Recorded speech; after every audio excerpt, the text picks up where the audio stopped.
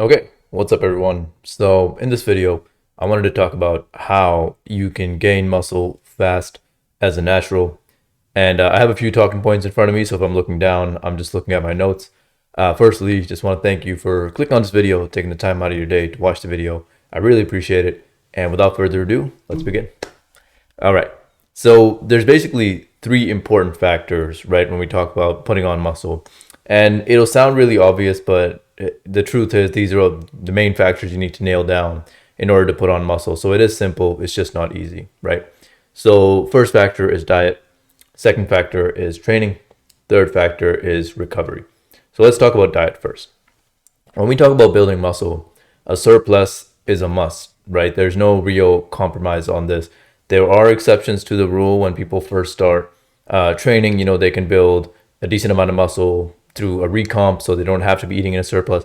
But this video is about gaining muscle as fast as possible and naturally. So when we're talking about getting results as fast as possible for building muscle, a surplus is a must. So a surplus, what that basically means is you have a certain amount of calories you burn every day. That's called your maintenance calories. So that's just, through daily activity, walking around, going to work, etc. And then a surplus means that you are going to eat more calories than your maintenance calories. So you're going to, in total, if your maintenance calorie right now is 2,500 and you're in a 300 calorie surplus, that means you're going to be eating 2,800 calories in a day.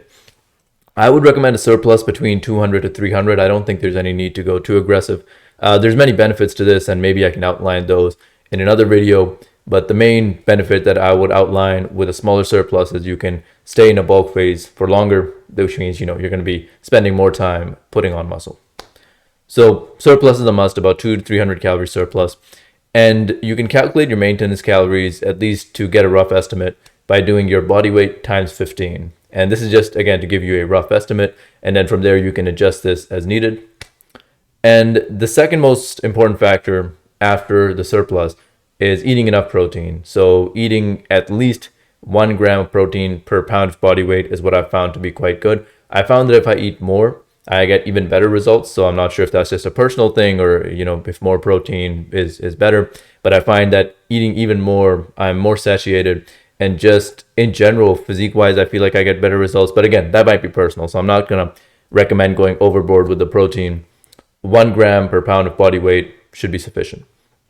So let's run through an example of a diet, right? So let's say you're 160 pounds. Then to calculate your maintenance calories, you would do 160 times 15. You get 2,400. Then to that 2,400, you would add 300 calories to get the surplus. So now we're at 2,700. So the daily calories that you will be eating is 2,700 calories. And then the protein, again, it's going to be 1 gram per pound of body weight. You are 160 pounds, means you're going to be eating 160 grams of protein. Okay, so that's an overview of the diet. Now let's talk about training. So training, there's many different ways you can go about training, but the best one to put on muscle the fastest is to focus on compound movements and progressive overload. The reason I recommend compound movements along with progressive overload is it's really easy to track, right? So say you did deadlift, I don't know, 100 pounds, and then the next workout session, you know exactly what you need to do in order to progress, and in order to get that progressive overload, you need to add more weight to your deadlift. The other benefit is with compound movements, you're hitting multiple muscle groups at once. So it's a great return on investment in that sense, right? Because you're able to do one exercise but stimulate multiple muscle groups. And the minimum amount of training I would recommend is 3 times a week. I personally trained even up to 6 times a week sometimes, so I don't recommend that. I think especially if you're doing heavy lifting with compounds, that can hinder recovery a little bit. 3 times a week minimum, and I honestly think you can get excellent results with just 3 times a week, assuming you're applying the principle of compound movements, progressive overload, and you're training hard, right? So an example of compound movements would be, the deadlift, the squat, the bench press. A compound movement is basically any exercise that's going to be working more than one muscle group at once. And then progressive overload is that every single workout session, you are adding on more weight. And of course, that has a plateau. You're not going to be adding weight every single workout session. Some workout sessions, you won't be able to, and you'll have to maybe bring the weight down a little bit. But the point is that over a long stretch of time, like say you start training now, and then we look at you 3 to 6 months later, weight should have been put on your compound movements.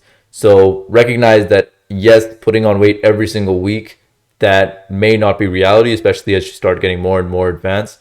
But the goal is to always try to do that and then listen to your body accordingly. You know, if you need more recovery, bring the weight down, stay at that for a little bit, maybe a week, and then try again for the higher weight. All right. Now the next factor is recovery. This is one that I feel like I don't see talked about enough. Like people say recovery and they're like, oh, drink enough protein or something like that. But the one factor in recovery that's so important and so overlooked all the time is sleep. Okay. You have to get, in my opinion, 7 to 9 hours of sleep.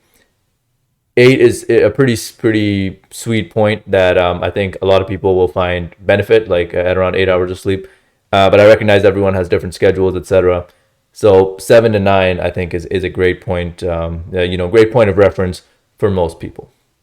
Now, I want to point to one research article, and I'm going to link this in the description as well. This involved taking two groups of people, putting them on a regulated calorie deficit for 2 weeks, and one group was getting 5.5 hours of sleep, and the other group was getting, I believe, 8 hours of sleep. It was at least 8 hours, if not a little bit more.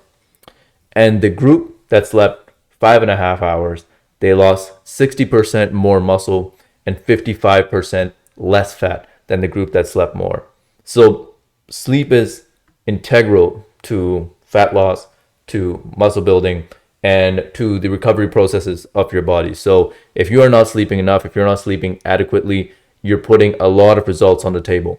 And again, this video is about getting results as fast as possible. So when we want them as fast as possible, we need to make sure all of the factors are optimized, and sleep is definitely one of the most important ones. So if you do this, if you keep your diet on point, keep your training on point, keep your recovery on point, you will get results. Now, there's the fact that muscle building is just a slow process, right? So recognize that the results are going to be as fast as they possibly can be, but they will still feel a little slow. But rest assured, if you follow these steps, you are well on your way to putting on a lot of muscle. And when you look back at yourself in a year, you're not going to believe the transformation that has been made. So that's my advice on that end. I hope you enjoyed that video. Any questions, please feel free to message me, drop a comment, any way you can get a hold of me. Reach out. I'm more than happy to help. And that's all I have. Thank you all for watching. Please like, comment, subscribe. I'll talk to you later. Peace.